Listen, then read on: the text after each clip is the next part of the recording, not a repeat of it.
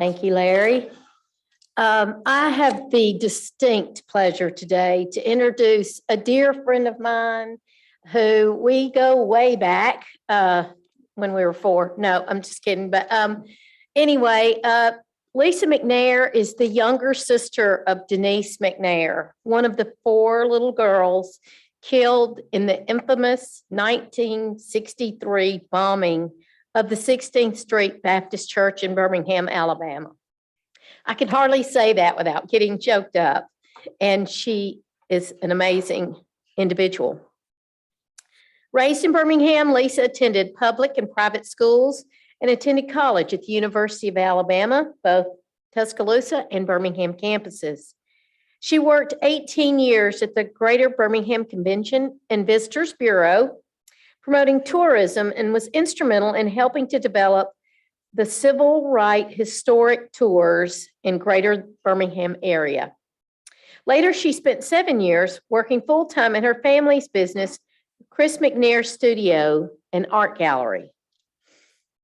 She is also a national public speaker under her own business, Speak Lisa. Lisa shares the story of Denise's life, her heinous murder, how it affected her parents, and the entire city of Birmingham. She also speaks on racial unity and how we must all remember that as human beings, we have more things in common than we have that are different. As a part of that work, she conducts anti-racism workshops. She is also a professional photographer, an amazing professional photographer, with her business, Posh Photographers. Lisa hopes that the lessons learned from the civil rights movement and the lives lost will never be forgotten, but always present to help us remember never to repeat the horrible evilness of that time. And it is my honor and pleasure to introduce my friend, Lisa McNair.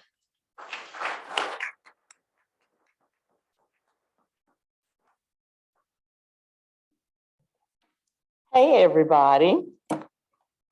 This is like being with a bunch of friends and family, because I know half the people in the audience. So the rest of y'all, I don't know, I hope to get to know.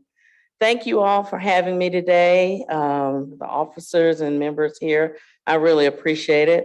And so I travel the country speaking, and normally what I do is I want to share a little bit about our story that you may not know, and then I'll say a few words, and then I'll open the floor up, and I think we're going to do Q&A, and you all can ask me a question, because I love that part, and I want to know what you're thinking. So we have here a picture of Denise. Denise, as they said, was my sister. She was one of the youngest people killed in the bombing of the 4 little girls in 1963. These are the other girls that were killed along with her: Carol Robertson, Addie Mae Collins, and Cynthia Morris Wesley. Please remember their names. This is a picture, one of my favorite pictures, of Denise in our front yard with our dog Whitey at the time. And she loved dogs and kids and people. And she was the only child that my parents had at that time. She was 11, and my mother had tried to have other children, but she had never been able to carry to term. So you can imagine what a loss that was, to lose your only child, and might be your only child for life. But she was faithful, and she prayed, and God answered prayer. And almost exactly a year to the day that she was born, the day that she was killed, I was born. And then they kept trying, because they wanted lots of kids, but only end up having 2 more. And 4 years later, my younger sister, Kimberly McNair Brock, who is with Biddy's Living Kitchen, was born. And she has her own catering business, and she's a local chef here and does a lot of holistic pharmacy items. That's her thing now, but she still will cook some food, because there's some people remember how good that food is, and they want her to do food for her. So she and her husband live here in Birmingham. If you see this picture, this is the aftermath of the bombing. The crater that the bomb created was just enormous. So you can imagine the force of such a bomb. It was heard and felt all over Birmingham. This is a picture of history, but I see family. On your left is my grandmother, and this is my cousin Lynn. This is my Aunt Juanita, and that is my mom. My aunt is trying to give her comfort. What's interesting to me about this picture is my Aunt Juanita didn't go to church that Sunday because her baby was sick and not well. But Lynn, who was Denise's first cousin and best friend, they went everywhere together. And we feel if Auntie Nene had been at church and brought the kids that day, we would have had 2 deaths in our family instead of 1. This is a brick that was taken from her skull the day that she was murdered. And for some strange reason, and I guess I have to ask the people at the funeral home, they sent it back to my mom and to our family in a box with her effects that day. So I don't know why, maybe mama requested it or whatever. But it was a brick that was in her skull. And I remember mama saying, wanted to know if the funeral home people could make her look nice, even though she had that damage. And they said, we will do our very, very best. And mama said they did a nice job. And so this is part of the continuing exhibit that we have at the Birmingham Civil Rights Institute, where we've given all of Denise's items to them. Well, not all of them, but most of her items. This is Sarah Collins Rudolph, and maybe many of you here have heard of her, but Sarah was the 5th girl in the bathroom that day. People don't often know that there were 5 girls in the bathroom that day, but she was standing just far enough away that she was injured and lost an eye, but she was not killed, and she survived. And she has a wonderful book that tells about her life, The 5th Little Girl. The day of the funerals, what people often don't know is that all the funerals weren't together. There was a mass funeral of Addie Mae Collins, Denise, and Cynthia Wesley. But Miss Robinson had planned her funeral ahead of time, immediately following learning that her daughter was killed. And so when Dr. King came over from Atlanta to ask for a mass funeral, she didn't want to change it, and he thought that was fair, and he didn't argue with her. So this funeral was held at 6th Avenue Baptist Church in its original location. And you can see circled, that's mom and dad coming down the steps behind Denise's casket. Then the picture over here is a picture of mama at the cemetery, and Reverend Porter caught her because she passed out because the pain of the loss was just so great. And this is a picture of mom and dad. And the one on the left is a picture, I think, that day of the bombing or sometime after the bombing. And then the one on the right is that afternoon after mama's 90th birthday party. And she just is smiling and so happy. And they both are going on to be with the Lord now. We lost mama on January 2nd. So I miss them both. I know they're happy and they're not hurting, and they're with Denise. So that's great. But they are the best parents in the world. I know everybody says that. Well, at least I hope everybody does about their parents. But they taught us to love and love everybody and be kind to people. They could have been really hateful and really just hated white people. But I remember asking mama as a little kid, should we hate white people, mama? And she said, no, we shouldn't hate white people. We should love everybody like Christ loved us. And so that's what we did. Then I also think that Daddy had something to do with it, because Daddy didn't go to 16th Street with us. Daddy attended church at St. Paul Lutheran Church, which was a small, intimate church of maybe 300 people. All of them were Black except for 5 people. The pastor, his wife, and 3 kids. They were white.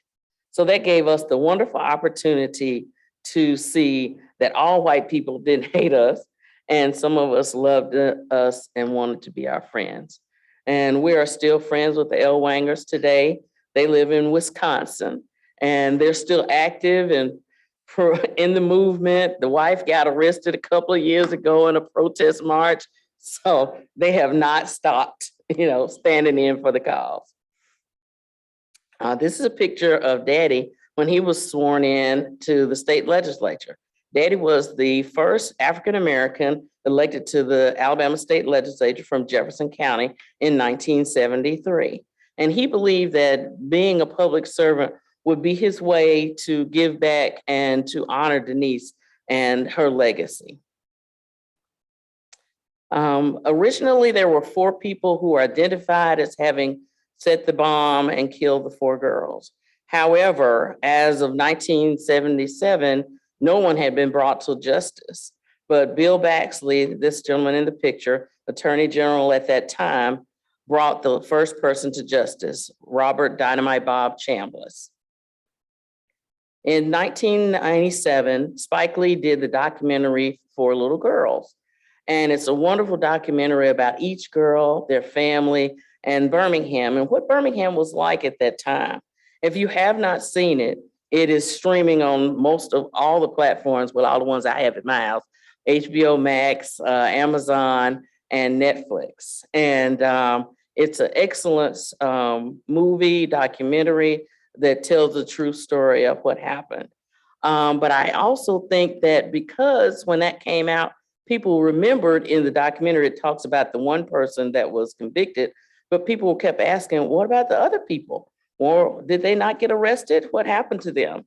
And I think that helped to prompt the FBI to reopen the case. And the last 2 people were convicted of killing Denise and the other girls in 2001 and in 2002 by our friend Doug Jones, who was the U.S. attorney at the time.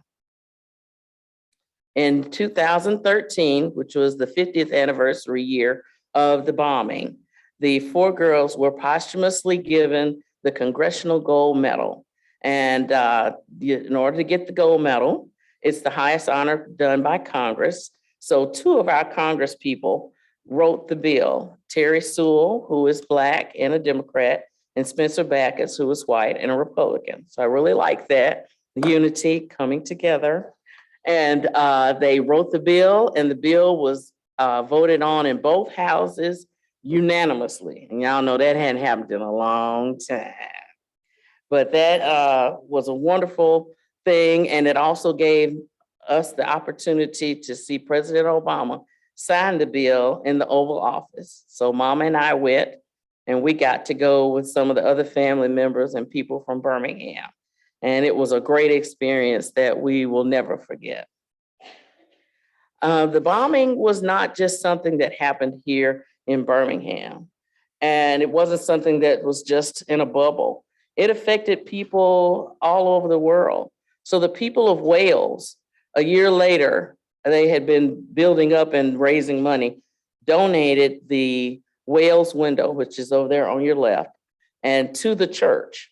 And it wasn't the monarchy of Wales, I found out later. It wasn't the officers or the elected officials. It was individuals who gathered their pennies and dimes and dollars and found an artist who make this stained glass of Jesus and have it shipped to America and installed in the church, because their hearts were also broken to learn that that had happened to little girls far, far away. This picture is the picture of Denise, and Denise is right here. It's a neighbor. That's my cousin Lynn.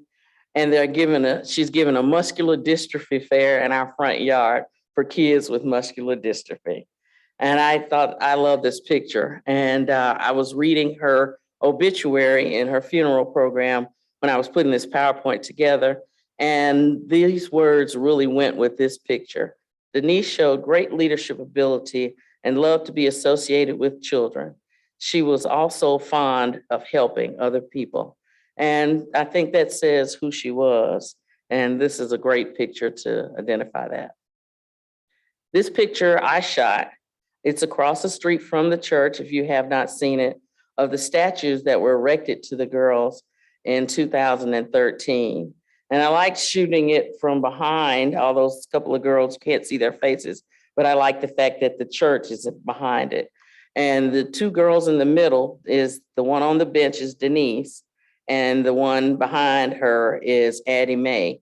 And the image here was given to the artist. The artist took it from Sarah Collins' testimony that the last thing she remembers seeing was my sister asking her sister to tie the sash on her dress. And then she began to tie the sash. So that's what the image is a picture of. Okay, so where do we go from here? I don't know if you know it, but next year will be the 60th anniversary of the bombing of the 16th Street Baptist Church. Because that heinous act happened, I believe that Birmingham worked hard to make our city a better city. Most people felt that 4 little girls shouldn't have to die to change the way things were here in Birmingham. The bombing woke people up. Those silent witnesses, people who saw hate and evil that went on here and remained silent, began to speak up and demand change. We have done a good job here in Birmingham. Birmingham is an awesome city, as you know. But today, racial animus has reared its ugly head again, and Birmingham should be the loudest voice in this country to say no more. We have seen firsthand that what hate can do. It took 4 innocent lives and left 1 girl partially blind. It is our sad history. We do not want to repeat that. We are better than that. Yes, we are. But we're going to have to be bold and speak out. When we see racism rear its ugly head, we must say something about it. We must not be silent, because silence, as we know, can kill. We must speak out. As Dr. King said, if my brother is not free, then I am not free. And that is such a true statement. The life in our city is great. This metropolis is great. And we must not be silent. This is not like 1963. We live next door to each other. We work with each other. We worship, we dine with each other. Heck, some of us have fallen in love and married each other. But our survival is based on us having unity. We must never forget that. We will be hard challenged in these times if we do not stay the course and choose love. But anything worth doing is going to be a little hard, but you will appreciate it more if you put the work in. So I want to tell y'all a little story. So as Ramona said, I went to the University of Alabama and I went to UAB, not from any other reason than, I got sent home from Alabama on academic suspension. Probably the only person got sent home for not partying, but belonging to every social and civic organization that they had on campus at the time. And then sometime I would try to remember to study. So back then in 1983, we had to have whole core curriculum, I think is what it was. So you had to take all these extra things, and I had to have math. I had to have 3 maths: math 109, 111, and 112. And 112 was a sticking point. I think they just threw that in there to booby trap everybody, because everybody was failing it. I failed it at least once or twice, dropped it a couple of times. Then finally my counselors were like, just stop taking that math class. And so I did. And by this time I'm at UAB and I'm taking other things, and I'm just mad that I couldn't get that class. So I took that class one day. I signed up and I said, I'm going to pass this class. I waited till spring because I work better when the sun is up most of the day and I can breathe and the days are longer. I bought a new book. I didn't buy a used book. I bought new pencils and a notebook. I arrived to class early and I sat in the front of the class in the very front. And so in comes a grad student. So I'm already nervous right away. It's like, oh Lord, he might not know what he's doing. And I got there and he talked for about a half hour and about 20 minutes. And he said, okay, does anybody have any questions? And for a second, it was all quiet. And then I raised my hand and I said, I didn't understand a thing you said all the time you were talking. Now, this is my fourth or fifth time taking this class, and I got to pass this class. So I don't mean no harm, really, but I want you to figure out how another way to teach this so I'll understand it, because I can't flunk this class no more. And after I said that, I was scared to say that, and I didn't know what the reaction was going to be from the teacher. But before he could speak, half of the class behind me said, yeah, me too, me too, me too. Can you please help me, help me? And by me speaking out and saying my truth gave a wonderful opportunity for not only me to pass that class, but others in my class to pass that class. And this young guy, he decided to get an empty room every Saturday that we had that class and help us to pass the class. He would do a tutorial. Then other people who were taking that class from other teachers started coming on Saturday because he was just really good. He did figure out a way to teach that math. And we all passed the class. I passed the class with a B, which was amazing, from an F. And my point about that story is I took the thing that was making me uncomfortable and I just said, no, I need some help. And I spoke out. And I could have been mistreated and people could have laughed and could have pointed, but it turns out that more people thought like I did than people didn't think like I did. So please know that we are better together and we are more alike than we are different. And I appreciate you letting me share today. And thank you for letting me be here today. Please remember Denise and her friends. And God bless you.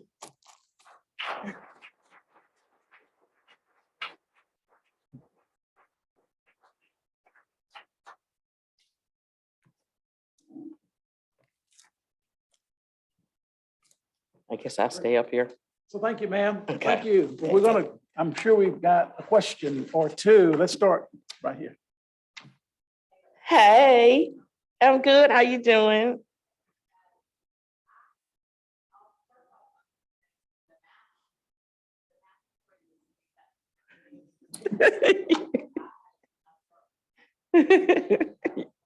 You're welcome.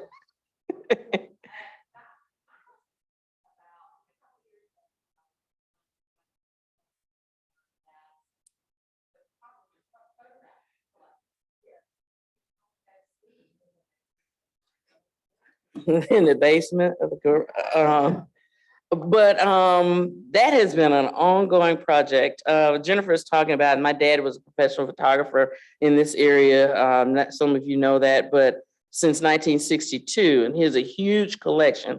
He literally kept every negative that he had since 1962. So it has taken me years to inventory, but I finally have them in no less than an Excel spreadsheet, because that's the only way I knew how to inventory them. And we're trying to figure out, should we sell them? Would somebody like to purchase them? He has a portion of them are civil rights pictures. So the lots of pictures of Dr. King and people like that. So Getty Images has now reached out to us and they would like to purchase a significant portion of the civil rights pictures because they have almost no images shot by an African-American of the civil rights movement. So we're in negotiation with them to work that. So hopefully, it's been like giving birth and I don't have no children, but I'm just guessing, it's been a lot, but it's finally moving. It's moving. Yeah. Thank you, Virginia. I have always wanted to write a book ever since I was 14, because I knew my life was very different than everybody else's. And I always kind of felt like the odd duck. And I put it off and said no. And then finally I was like, no, this is important. And you need to say what you need to say. So I started writing my memoirs when I started at Hand and Paw, because I was going to be the executive assistant. And I thought, well, the executive assistants just drink coffee and read books, while the executive director's gone out of town. But I was wrong. Anyway, so I finally got the book ready. It is going to be published by UA Press. I got an email on Friday that it had been sent to production for transcribing. And so it is on its way. It will be here in September, and it is called Dear Denise, Letters to the Sister I Never Knew. So I wrote the book and on this letters to her. So thank you.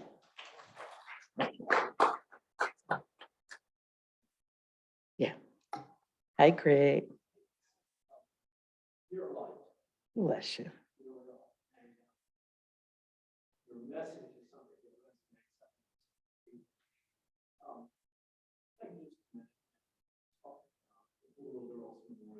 Oh, yeah. Yes. Next year's big year, the 60th celebration. Talk us a little bit about scholarships and how that has been a response, for a long time. Thank you, Greg.